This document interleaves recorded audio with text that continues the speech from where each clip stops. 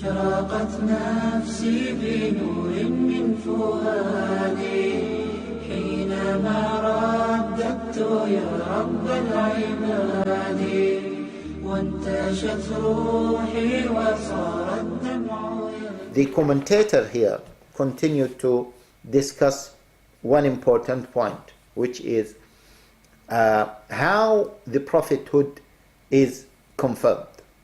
How do we prove that this person is a prophet? Any person. The Prophet ﷺ or any other prophet, or if a person claims prophecy, then how do we confirm whether he is a liar or whether he is a prophet? And he said that the theologians, the mutakallimun, they always concentrate on miracles, and they use miracles as the only way to prove the prophecy of any prophet. And he said that is true. The miracles, Allah Jalla wa Ala give certain people miracles in order to prove that they were prophets sent by Allah Jalla wa Ala. But miracles is not the only proof that this person is a prophet. The author said that in fact there are many other proofs that this prophet or this man who claims prophecy is a prophet. And he mentioned one important proof, which is a very eloquent proof, and we need to put that in mind. Although it is very simple, yet it is a very profound proof. And this is also an intellectual proof that we need to put in mind from even a social perspective, from an Aqeedah perspective. He said that a prophet cannot be a liar, and a prophet who claims that he is receiving the prophecy, he is receiving a message, he has to be of the highest in standards in terms of morals, etiquettes, ibadah, worshipping Allah Jalla wa Ala, truthfulness, etc. A prophet or a person cannot claim that he is a prophet, yet we see in his character or in his akhlaq things that contradict his prophecy, or things that contradict that he was chosen by Allah Jalla wa Ala. And the simple logic behind it, how come Allah Jalla wa Ala sends a liar, or how come Allah Jalla wa Ala sends a person who has many faults and shortcomings in his personality, let alone that he is committing so many sins that Allah Jalla wa Ala is not pleased with or will not be pleased with. It is impossible. That's why the author said, if any person claims prophecy, let us look at his character and his akhlaq and the way he conducts himself. It is impossible that we see that this person is a liar and then he remains as a dignified person, he remains in acting upon what Allah Jalla wa Ala is pleased with, and he remains maintaining good character, good etiquettes. It is impossible that this person have such standards in terms of morals and character, and then this person lies. And lies in what? Lies in the biggest thing, which is what? Receiving the revelation or prophecy from Allah Jalla wa Ala. It is impossible. So if anyone who claims prophecy, then let us look at his character, let us look at his seerah, and if we see that this person is an obedient person to Allah Jalla wa Ala, and it was proven that this person of high standard in terms of character and morals, then we can confirm that this person is a prophet. This cannot happen unless the person is truly a prophet. And this cannot happen or could not happen except for the prophets, may Allah Jalla wa Ala be pleased with them, and the final one was Muhammad sallallahu alayhi wa alihi wa sahbihi wa sallam. The author, the commentator, he mentioned so many stories about the truthfulness and the character of the Prophet sallallahu alaihi wasallam as a proof that Muhammad sallallahu alaihi wasallam was of the highest standard, and this person cannot claim that he was a prophet and he was a false prophet. So he mentioned the story of Khadija when she said, by Allah, he will not disgrace you because you help because you never tell lies, you help the needy people, you support those who are in need, etc. And then the author also, or the commentator, he mentioned the story of the Negus, the king of the Abyssinians, or the king of Abyssinia, when some Sahaba, when some companions migrated to Abyssinia, and then they were followed by some mushrikeen, and the mushrikeen wanted to pull them back to their own country, and they met the Negus, and they said that they are liars because they are following a person who claims that he is a prophet. The Negus asked them about the character of the Prophet sallallahu alaihi wasallam, and the Negus asked them about what the Prophet sallallahu alaihi wasallam was calling for, and then he said both of them are like rays coming from the same source of light. And the very famous story of Heraclius when he received a letter from the Prophet sallallahu alaihi wasallam, and he wanted to confirm whether that person was a prophet or not. So he called upon his people to if there are some Arabs from the same country as that prophet is, to call them to attend attend his meeting. And then when Abu Sufyan, it happened that Abu Sufyan was there, and the king of the Romans, Heraclius, he started a conversation with Abu Sufyan, and then he asked Abu Sufyan number of questions related to the nature of the da'wah of the Prophet ﷺ, related to the character of the Prophet ﷺ. And Abu Sufyan confirmed that Muhammad ﷺ was of the highest standard in terms of morals and character. Also confirmed that the nature of this da'wah is a very positive. Those people who accept Islam, they do not leave Islam, etc. So the Heraclius at that point, he said, if that is the case, then he is a prophet. And he said, if he continues like this, he will conquer the land that I am standing on now.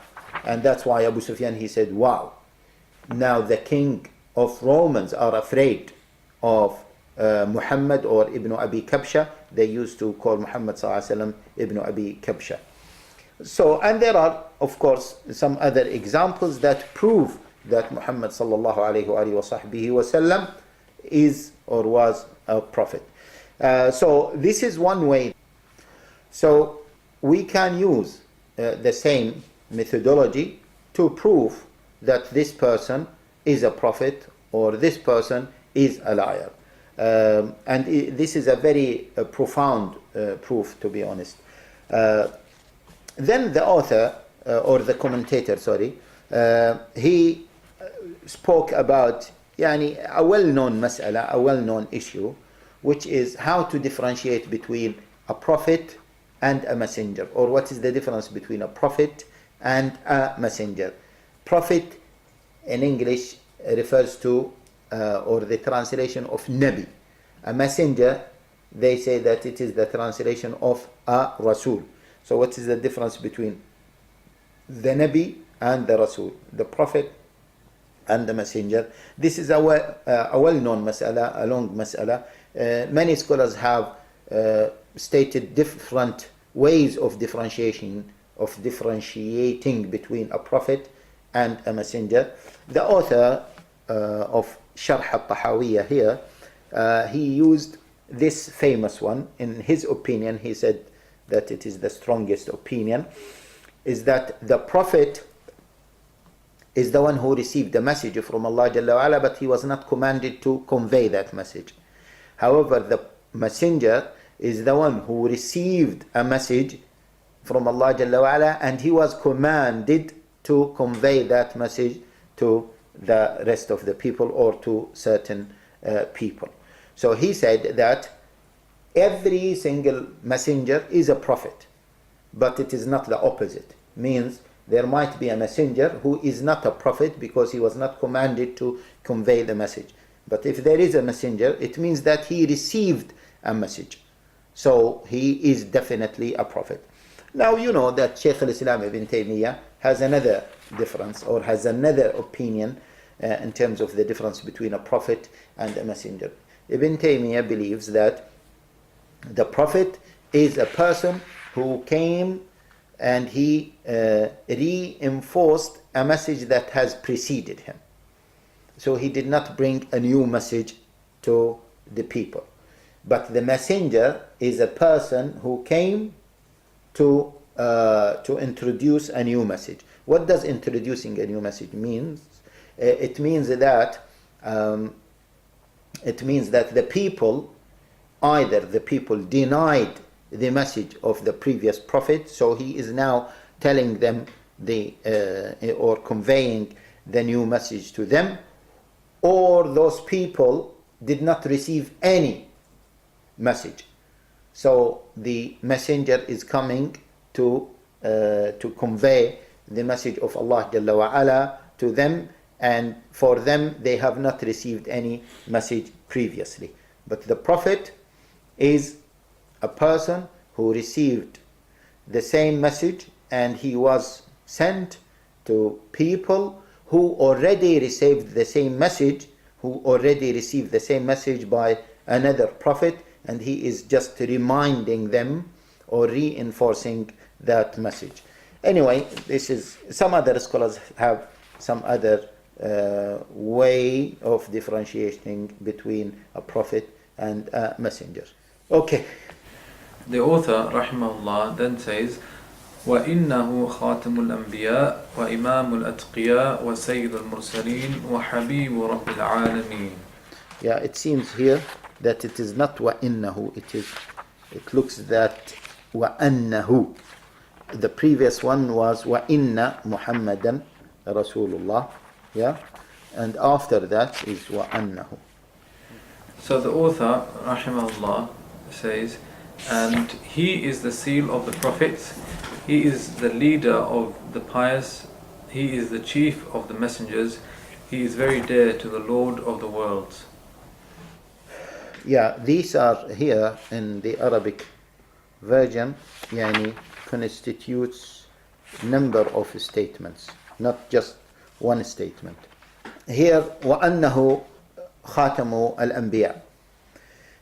This is a very important principle in terms of believing in the prophecy of Muhammad sallallahu alayhi wa sahbihi wa sallam. As we said before, to believe in Muhammad sallallahu alayhi wa sallam means to believe that he is a prophet and a messenger. He was, or he is, the final prophet and messenger, which is this point, وَأَنَّهُ خَاتَمُ الْأَنْبِيَاءِ. So if someone believes that the Prophet ﷺ is a prophet, or was a prophet, yet he is not the final prophet, another prophet came after him, then this person did not enter Islam in the first place.